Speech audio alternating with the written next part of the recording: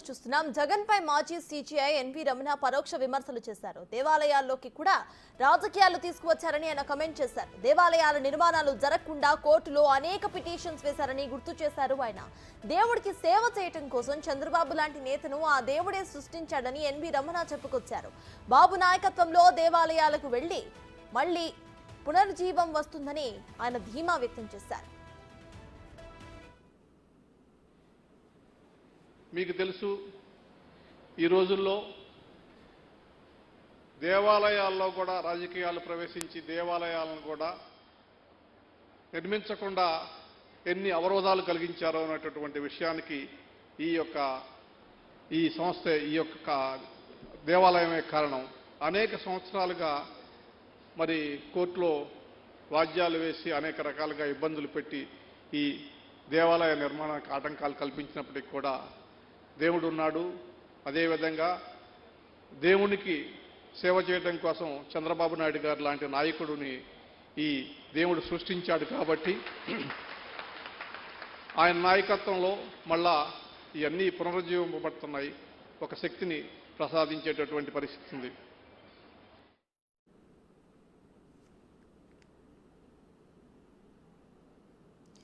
ఇదే విషయంపై పూర్తి డీటెయిల్స్ మా ప్రతినిధి శివ అందిస్తారు. శివ, చెప్పండి, ఇటు జగన్ పై మాజీ సీజీఐ ఎన్వి రమణ చేసిన కమెంట్స్ మనం ఎలా చూడాలంటారు? ప్రెసెంట్ అప్డేట్స్ ఏంటి? అటు వైసీపీ శ్రేణులు ఏమైనా మాట్లాడుతున్నారా?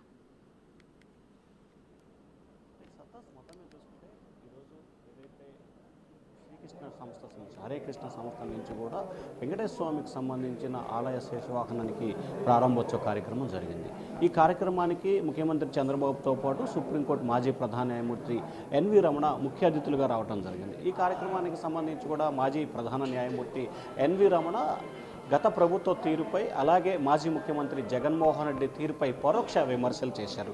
ఏదైతే ప్రస్తుతం మనం ఈ దేవాలయాన్ని నిర్మించుకొని ప్రారంభించుకున్నామో ఈ దేవాలయ విషయంలోనే గత ప్రభుత్వం పూర్తి స్థాయిలో కేసులు వేసి పిటిషన్లు వేసి కోర్టులో వాద్యాలు వేసి అనేక రకాలుగా ఇబ్బందులు పాలు చేసింది. దేవాలయాల నిర్మాణం చేపట్టకుండా చాలా దేవాలయాలపై పిటిషన్లు దాఖలు చేసింది.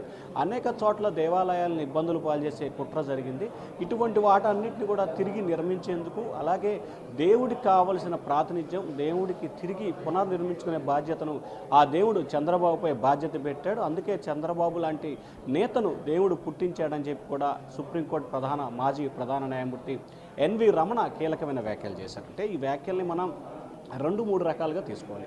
మొదటి దాన్ని చూసుకుంటే గత ప్రభుత్వ హయాంలో ముఖ్యంగా హిందూ దేవాలయ సాంప్రదాయాలకు సంబంధించి కూడా ఇబ్బందులు పాల్చేయటం, దేవాలయ నిర్మాణాలు చేపట్టడంలో ఇబ్బందులు చేయటం, అలాగే ఎవరైనా గ్రామం నుంచి రాష్ట్ర సేవ నిర్మాణాలు చేపడుతుంటే దాన్ని గత ప్రభుత్వంలో కొంతమంది పాలకులు అడ్డుకునే ప్రయత్నాలు చేయటం, ఇంకా అక్కడి కూడా అడ్డుకట్టవేయకపోతే కనుక కోర్టులో వాద్యాలు వేసి వాటిని బ్రేక్ చేసే ప్రయత్నాలు చేశారు.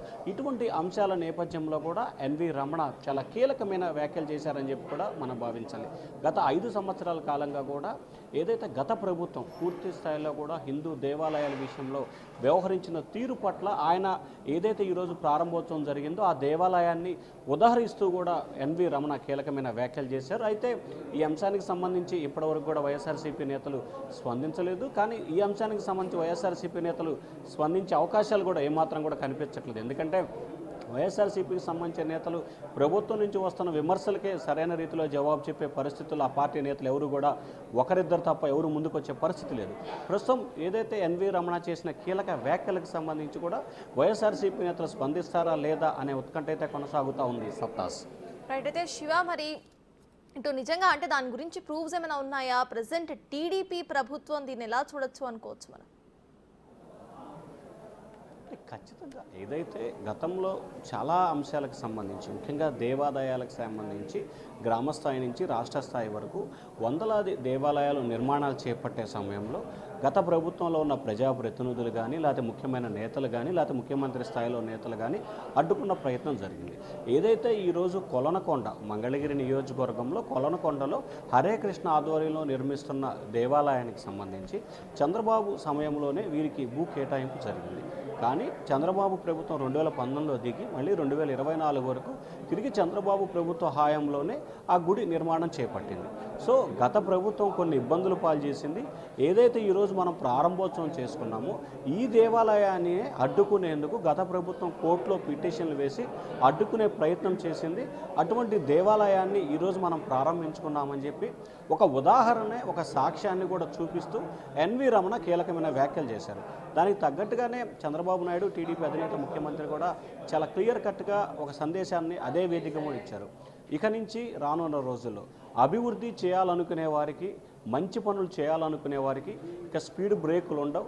ఎవరైనా సరే మంచి కార్యక్రమాలు కానీ ప్రజలకు సేవ కానీ చేయడానికి సిద్ధంగా ఉండాలి. మిమ్మల్ని ఎవరు ఆపరు అని చెప్పి కూడా ఆయన స్పష్టమైన సందేశాన్ని అదే వేదిక మీదగా కూడా ఇవ్వటం అన్ని మనం ప్రధానంగా చర్చించుకోవచ్చు. సత్తాజ్.